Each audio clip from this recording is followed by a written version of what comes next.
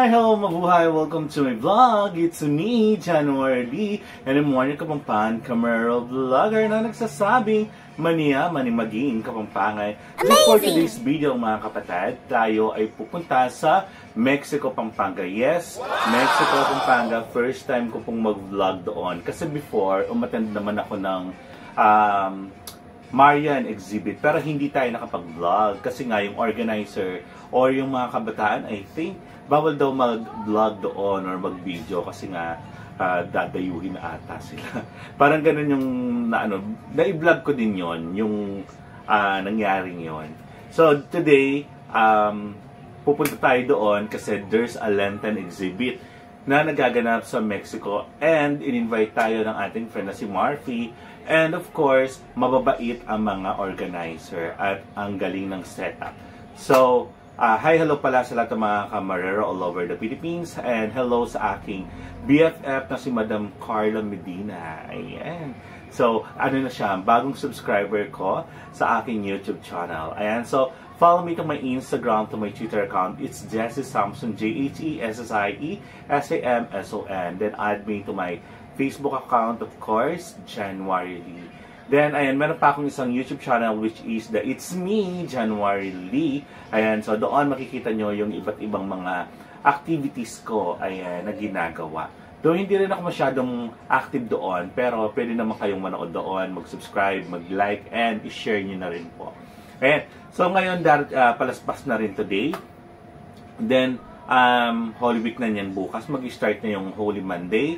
And I am expecting siguro na na makakapag-vlog. Makakapag-vlog ako ng bonggang-bongga this Holy Week. Para at least may mapanood po kayo. And syempre, maka-inspire ulit tayo ng mga batang kamarero at ng iba pa mga gustong maging kamarero. And again, nandito naman sa TV ko, walang iba kundi si Apong Angustia o ang Birhen ng Angustia na idudungaw natin, I think, Wednesday or Thursday na siguro ng umaga, idudungaw ko na siya. I-start ko na siyang for preparation na yon. So, idudungaw ko na siya noon. And hanggang Friday na siya. So, Saturday ng umaga, doon ko na siya tatanggalin. And sa pagdungaw dito sa harap namin. And so, thank you so much sa lahat po ng mga bumabati sa akin ng welcome back. Yes, thank you so much po. Ayan, and nag-start na rin yung klase ko sa Masters in Public Administration. Hi, hello sa mga classmates ko and sa mga ka-group ko sa pagre-report ng 3 subject. Ano ba yung subject namin? Environmental Management, then Public Fiscal Administration, then yung isa is Human Behavior in Organization. Ayan. And hello din sa aking mga professors. Ayan, dyan sa Guaguan National College. And so, thank you so much po. Panoorin nyo hanggang dulo at napakadaming magagandang poon. Kasi, na-miss na ako ng para kasing, hindi kasi ako nakakakita ng mga images ng Lenten sa kanila, ng pang Holy Week na images. Kasi nga, mayroong dito sa, di ba, tagal ko nasa Bahay Pare. Tapos doon naglalabas kami pag Holy Week. Tapos siyempre, doon din sa kapag Holy Week din, longest Lenten procession is sa Baliwag. So, dito sa Santa Ana, Bahay Pare at Baliwag, yun lang ang mga lagi ko nakikita mga pang-Holy Week na images. Then, eto nga at nakita ko yung mga sa Mexico. Ayan, yung mga taga-Mexico na nakita ko na ang ganda ng overall, ang ganda, may pa-effect pa. Very, talaga, malinis. Kailangan pagpapasok ka doon, tatanggalin mo yung sapatos mo, nakamedyas ka lang, or nakatapak, gano'n. Kasi nga talagang ang ganda ng setup. Very mapapadasal ka. Parang gano'n. So, panoorin nyo hanggang dulo. Don't forget to like, share, and subscribe. Again, it's me, January Lee. And I'm one Kapampangan Camaro vlogger na nagsasabi, manyamaning maging Kapampangan. Thank you so much po mga kapatid. Mwah.